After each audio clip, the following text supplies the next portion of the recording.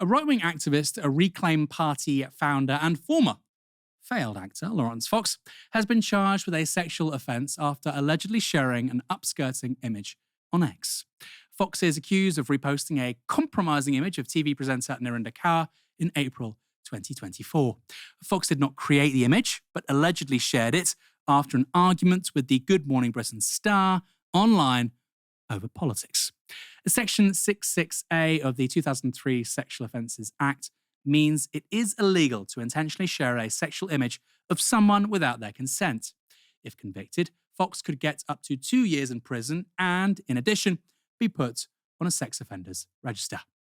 Fox has already responded to all of this with a video he posted on X. Well, well, well. Looks like I'm going to have to cut my social media holiday short, which is a shame. I was genuinely rather enjoying myself as I hear the news of being charged for some unbelievable, ridiculous and ludicrous thing. Being attacked by our friends on the left, which I'm very used to, and going to, our good friends in two-tier Britain, anti-white hating British, anti-Christian hating British people, the establishment, are going to come after me again, which they're more than welcome to do. And it's shocked me how quickly we are losing this country, and how the system, if you're a British person with the perceived wrong political views, you are fair game. And we're losing this country extremely quickly.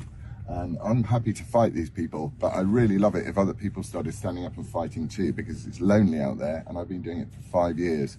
And I'm sick and tired of being abused by these people and having the law used against me by malevolent and bad actors, vexatious and malicious. And I will fight them to my dying breath, I can promise you that.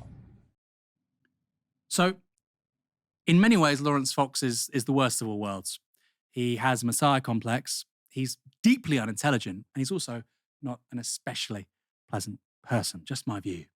This case is not Fox's first legal rodeo.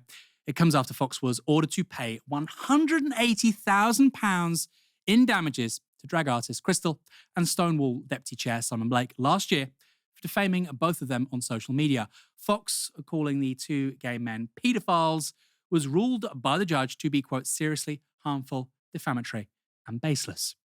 In 2023, Fox was suspended by GB News after making misogynistic comments about journalist Ava Evans on Dan Wootton's show. Show me a single self-respecting man that would like to climb into bed with that woman, ever. By the way, this man is only politically prominent because of BBC Question Time. Thanks, BBC Question Time, for that one. What on earth is this chap meant to offer to the public debate in this country? I'd really love to know. Thanks again. What a wonderful gift. Paid for by anybody in this country with a TV set or a radio. GB News later sacked Fox, and he was arrested on the same day for allegedly encouraging people to attack ULEZ cameras. Fox has also put himself out there politically as founder and leader of the Reclaim Party, but it's never won a single seat and only ever had one local government representative, and that was via a defection from the Tories. Fox's political hopes were dashed in 2024 as his attempt to stand as a London mayoral candidate came to nothing after he submitted invalid nomination papers. He also lost his deposit after standing to become a London Assembly member and securing just 0.5% of the vote. In last year's general election, Reclaim offered £5,000 to any candidate standing for a re-election from other parties who agreed to a 4-point pledge, which included repealing the Human Rights Act. 5 Conservative MPs took that money: Andrea Jenkins, Brendan Clark-Smith, Marco Longhi, and Carl McCartney. All of them lost their seats. Ash, this person, this man, I don't like to use that word, he is a man, he's certainly not one in terms of how he behaves though, is on our screens, part of the political debate, has been involved in politics because he was catapulted to the forefront of the national conversation by the British Broadcasting Corporation. Was that public service journalism? I mean, no, absolutely not. And I'm sure that people will think that I'm a raging hypocrite for saying this, and they're absolutely entitled to their own opinions.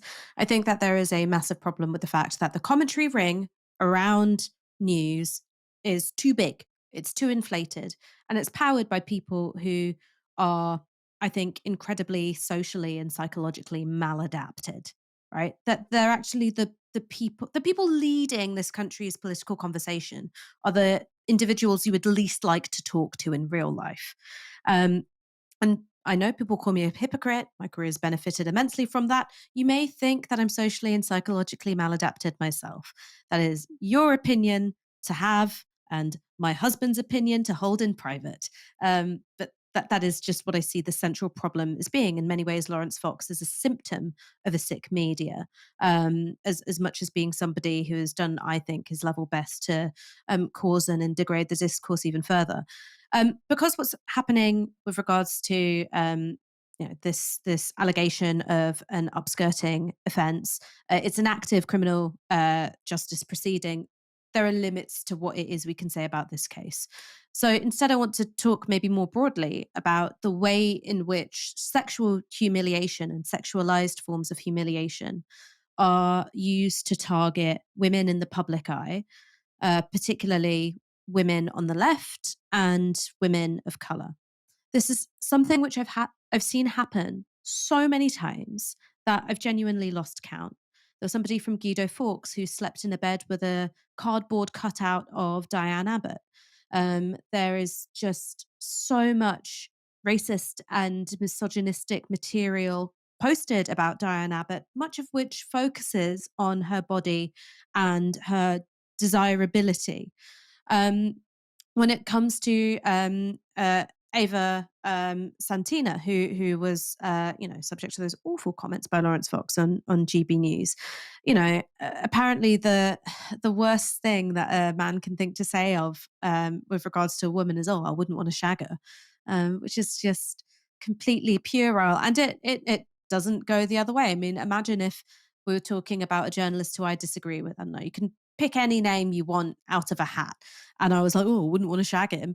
People would go, well, what relevance does that have? Whereas, that is just part of the repertoire of how women are degraded.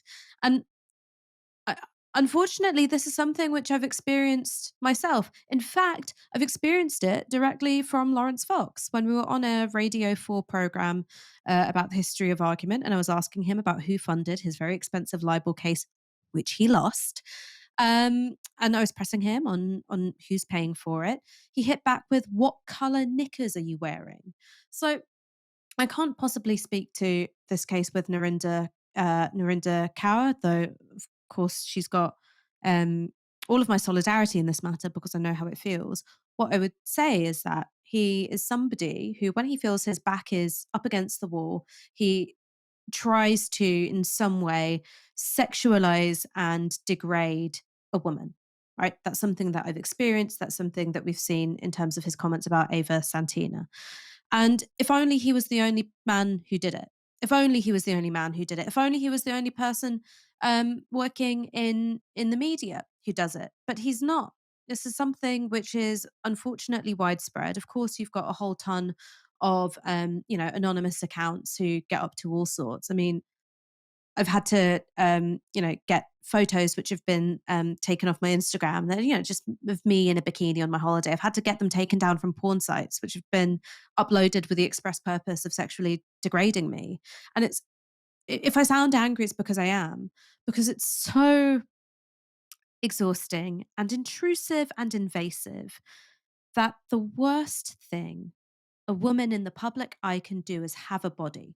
Because no matter what that body looks like, you're somehow doing it wrong.